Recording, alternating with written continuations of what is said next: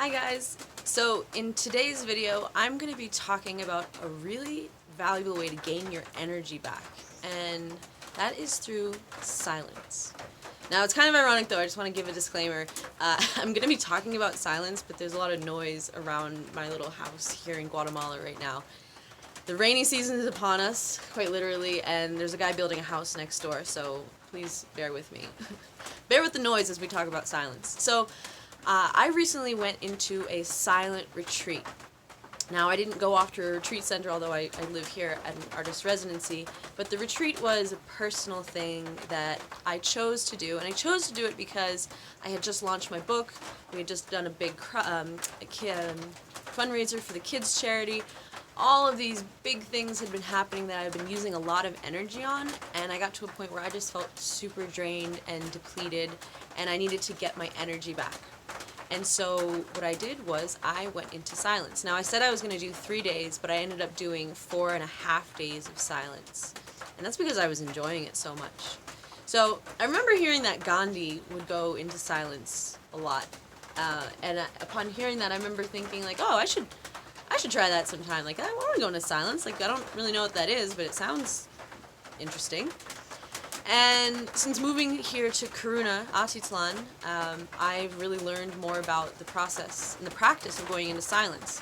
The founder of our place, Luke Armstrong, he's the one who taught me this practice, and he's someone who spent a lot of time in like monasteries in Thailand, meditating, doing Vipassana meditations. So especially in something like Buddhism, where meditation is such a high value, or it's so highly valued, going into silence is a very important practice of coming back to yourself and on sort of like the journey towards, enlightenment or self-actualization or self-realization or just inner peace. Let's just call it inner peace, the journey towards peace. So monks use silence, people like Gandhi use silence, and so I had my first experience doing a silent retreat here at Kiruna over the New Year's. I did my first 3 days of silence, and interestingly enough, that was where the idea that I was like fully ready to start my book came from. It came out of that silence. So going into silence can not only give you a lot of energy back, but it can also really connect you to yourself, to like the truth of yourself, and maybe help you gain clarity on like what it is you want to focus on or what it is that's really calling your heart. See, there's the construction. So there are a couple different ways to go into silence, and I'm still learning. I'm new here, so I just want to share my experience and what I've learned so far. So Luke led a silent retreat for myself and a few other residents here at Kiruna a couple months back, and it was 3 days, and we had a schedule. We would wake up at 5:30 and go straight into like yoga classes, and this was all silent except Luke. When he was leading, there's something called noble silence. Noble silence is, or noble speech. Noble speech is something that needs to be said even in the silence. And so he was using noble speech in order to lead us through the yoga class. And then with his model, he has a really clearly defined itinerary of things, like a schedule. So there was a lot of meditation. We would meditate for 30 minutes, 45 minutes at a time. He would do readings from different inspiring and spiritual books, and he had sort of like a set schedule. And so when I was like, okay, I need to go into my silence, and he was like, okay, well, do you have like a schedule? And I thought about it. I was like, okay, and I wrote out a little schedule for myself. But then when I got to the day of silence, I realized like, wait, I don't want to follow a schedule. I've just been following all these schedules to get all this work done, to get my book out, and to do all the things. Like I was here to have a break. So while I think in the future I will and I want to do other silent meditation retreats where there is like a set schedule of like yoga, meditation, reading, breakfast, break, meditation, reading, break, meditation, reading, break, sort of thing, dinner. For me, my silence, first of all, the most important thing is you got to turn off your phone. Actually, no. The most important part of going into silence starts before you shut up, and that is you prepare yourself.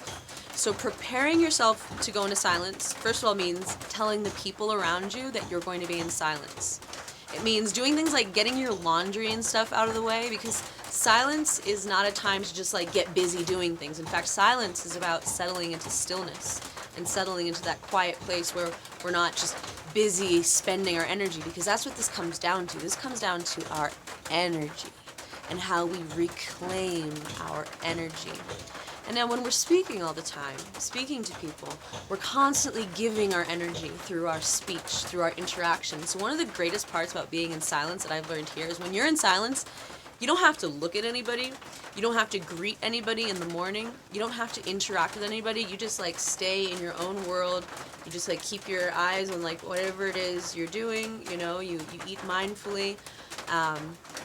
And it's all about being with yourself. So this silent retreat that I went on was so good for me, because while I didn't follow some like Buddhist Vipassana meditation schedule, for me ultimately what it was time for me to really fully be with myself in silence. So I let everyone know that it was happening. I cleaned my house in advance. I did my laundry in advance. There were a few things I ended up having to take care of in the time, but most of the stuff I got out of the way. So I was prepared to just sit with myself. And then you turn off your phone. I had my phone off for 5 days, 4.5 days. It was amazing. So I turned off my phone. First morning in silence, actually I think the first thing I noticed was my mind got very busy. And that's actually how I remembered, oh, today's silence. That's why my mind is so busy. And so it was very interesting, my experience, in that, you know, I really got to observe, like, okay, what am I, like, normally I like to keep myself busy. It's almost like an addiction to staying busy, right? As a way of, like, distracting myself from just being, you know? I think in our culture we get this message that, you know, you're not enough if you're not doing. Don't just sit there, do something. This silence, it's the opposite. Don't just do something, sit there. It's all about finding that still place. And so what did I do? I did yoga in the morning, just kind of self-directed. I just paid attention. I just like was present to my body. Like, how does my body want to move? One of the big things is I finally just left my house and just explored the mountain and the forest around my tiny house here in Guatemala, and I got to know the river, and I got to meet some really beautiful trees. And instead of, you know, running around trying to see everything, I would just sit there. I would just find a good rock and I would just sit there in silence and just be with the river, just be. And it was amazing.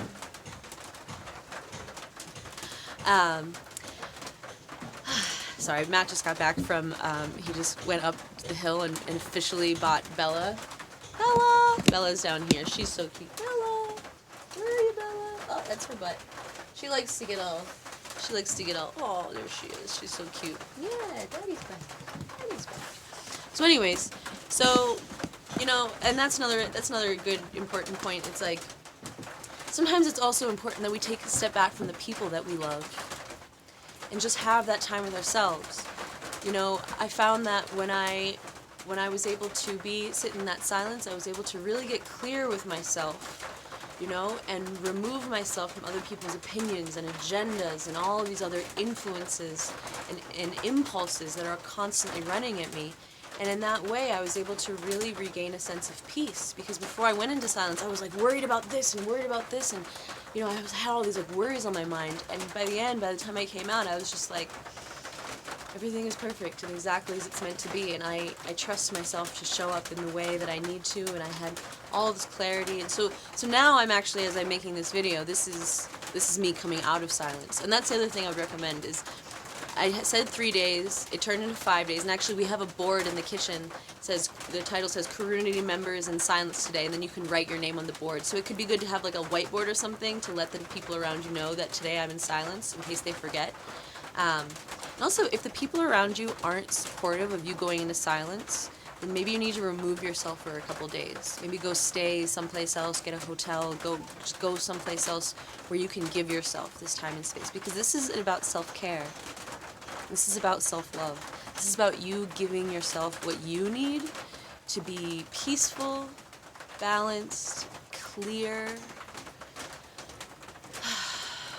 and just like at peace. You know, that's what this is about for me, at least.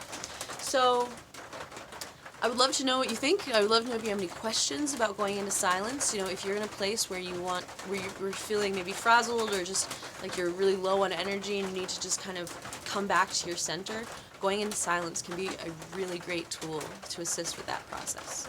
So let me know what you think in the comments below. If you have any questions, I'd be happy to tell you more about my experience or answer any questions you have in future videos. And this is definitely something I want to incorporate more into my life, the practice of silence. In fact, Luke, he's now going into silence 3 days out of the week. Phone off, everything.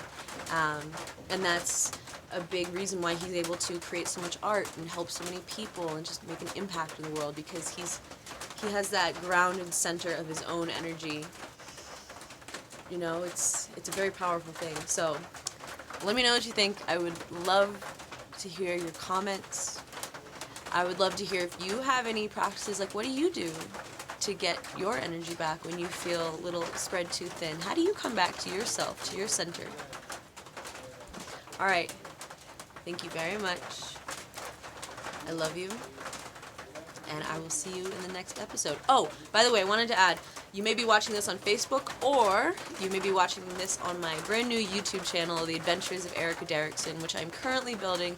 So if you haven't seen it yet, hop over to YouTube, check it out, hit subscribe. I'm going to be posting a lot of different kinds of videos there, these vlogs, plus some other fun stuff. So stay tuned, watch that page, and like I say, the adventure continues.